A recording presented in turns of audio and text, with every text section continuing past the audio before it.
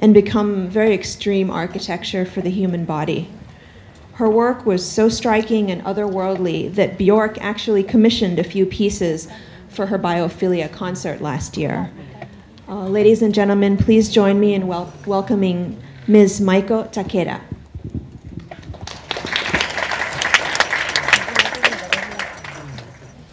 Thanks for the wait. Hello everyone, my name is Maiko Takeda and I'm a jewelry designer and also a milliner, which is a term for female hat designer, like women's hat designer. So today I'm going to talk about my work and my inspirations, my design process, and how it's related to the body and why it's important for the body to be part of my work. So just before I start, I'm going to give you a brief introduction about myself. I'm Japanese and I was born in Tokyo in 1986. I'm now 28 years old. And I grew up there all my life. But then when I finished high school at the age of 18, I moved to London to study. First at St. St. Martin's College of Art and Design to do my BA in jewelry design. And then after that, I worked freelance for a couple of years and then went to the Royal College of Art to study my master's in millinery, which was part of fashion and women's wear course. And then I lived in London for 8.5 years in total. But then I moved back to Tokyo last year and I'm currently based there. So this is one of my pieces from my MA collection at the Royal College of Art in 2013. Because I specialized in millinery, it's all about headwear and things that's related to the head. And the blue headpiece here, it's made of clear acetate, which is overhead projector films, and laser-cut acrylic discs, and tiny metal jump rings. And that's it, that's all it's made out of. And just to explain better, I will show you the actual piece. So this is it, and it's like a hedgehog, so when you turn inside out,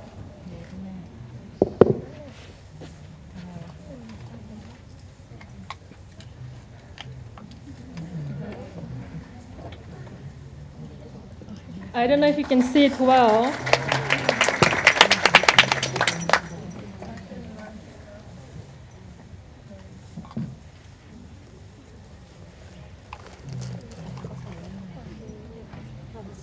So it's actually quite a flexible thing, and I'll show you the making process and how I came up to this later, but to explain my concept, when you think of materials in fashion, like clothing, accessories, handbags, anything, it's usually made of tactile materials like fabric, leather, plastic, and so on, and it's so substantial, and it's physical, and I have this frustration that why hats or jewelry has to be made of something tactile all the time. Why can you not have something that's more abstract and something with more blurred boundaries? Like a cloud or smoke or something. Why can't hat be made of something like that? And I am interested. I'm interested in sort of pushing fashion beyond the limits of its materiality and into something more nebulous. And so at the beginning of this collection, I started with a very simple question. How would it feel like to wear a cloud on the head, I thought it would be cool if someone wears a hat that's sort of blurring into its surrounding environment, so you don't know where it starts and where it ends, like, wearing a cloud on the head. And then, but this is not to say I wanted to literally make a cloud on the head, it's a little bit not so nice to put a smoke making machine on the head and say, hey, this is a cloud on the head. So I wanted to sort of, maybe, it could be made of physical materials, but I wanted to sort of, through my work, create an experience that's as ethereal as wearing a cloud on the head. And I'll quickly show you the other pieces from the same collection.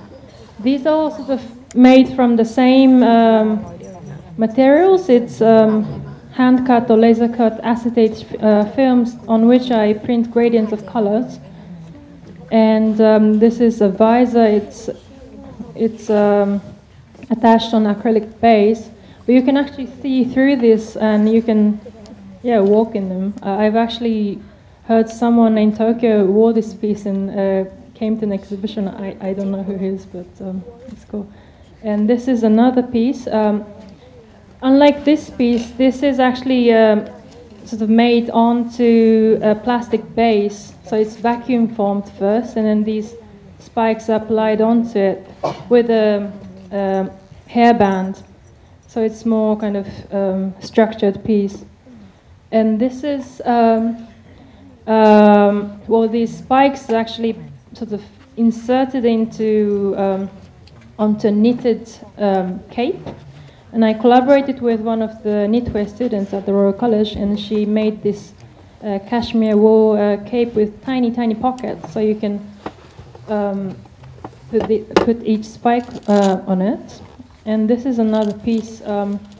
It goes over the shoulders, and it doesn't cover the head, but I wanted to do something for the rest of the part of the body as well. And in total, I made about 18 pieces, but then, I'll show you the rest later. So going back to how I started the project, these are a couple of the images I had on my inspiration board at the beginning. And the one on the left is by a French scientist called Etienne Jules Marais. And this was probably taken in 1902 or something. And he was a scientist, so he was an artist, but he studied sort of movements of the animals, and this is trails of smoke, and I love this picture. And also the one on the right, as I said, I thought it would be cool if I could make a hat like this. And having these abstract ideas and images in my head, I didn't really know how to start. So I started experimenting with materials I thought that could work, sort of making a cotton fluff, or shredding paper, or fraying fabrics. But I knew, if I wanted to make something like a cloud above the head, it has to be sort of floating away from the body. So I was coloring optical fibers, or sort of collecting transparent materials. And this was probably one of the first breakthroughs I had through this project. So I printed cross-sections of spheres and applied them onto a sheet of paper. And because it's sort of applied from flat and gradually standing up, it looks like a circle, two-dimensional circle, gradually becomes a three-dimensional and floating within the spikes. And I got quite excited by this, and I thought, I could do something about it. And but here I have to show you another inspiration I had in this collection. It's like a 2-minute video, so it's a little bit long, but I've seen this opera called Einstein on the Beach. It's by Philip Glass, who is a composer, and theater director Robert Wilson. And it's originally done in 1976, but I saw its revival in London in 2012. And it just blew my mind completely, and I had to do something about it. And the aesthetics, the aesthetics of the opera really influenced the collection. I want to show you the video. I wanted to show you a clip from the opera, but I don't think it's going to work, so please have a look on the internet later. So, so having these inspirations, I developed the idea further. And first, I was cutting loads of these spikes and stitching them onto chiffon, or sort of layering them with wire, or I was trying different things. And here, these are some images from my sketchbook. I tried, what sort of silhouettes I wanted, what sort of shapes would work, and also I tried different combinations of materials, like the one on top left. That's the sample I did with a knitwear student. So these are small pockets on a piece of knitwear. And by putting these spikes in, you sort of, you can create a textile. You can create the textile with a knit. And also I tried mixing them with fur, or the one on the bottom right, that's woven. So it's these spikes are woven with silk, and so it's one piece of fabric altogether.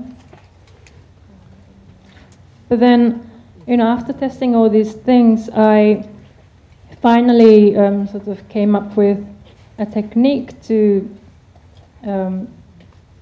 that works best, basically, and it's this. So you sandwich each piece of these spikes, and it's a bit hard to explain with words, but there's no glue or stitching here. It's simply sort of constructed with these metal jump rings, and it's like a chainmail or some sort of thing. So it's flexible.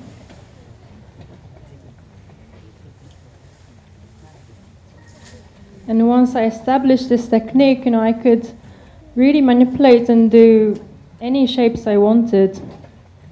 So this is some of the pictures from the studio.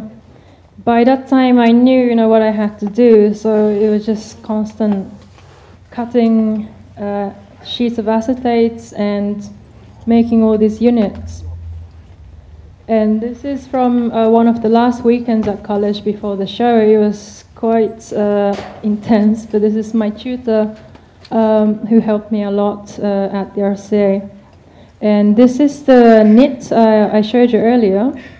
So we planted these spikes one by one on those pockets. And then gradually the collection came together, and I want to show the video here. Oops. Thank you for waiting. Finally, I got the video here. So this is the film. This is a clip from the film myself and also other RCA students made before our show.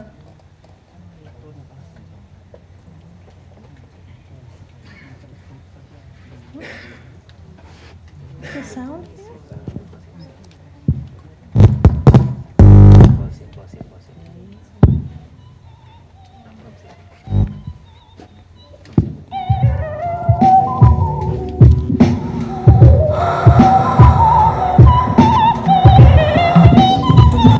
Oops, sorry. Sorry, let me try again. This should work.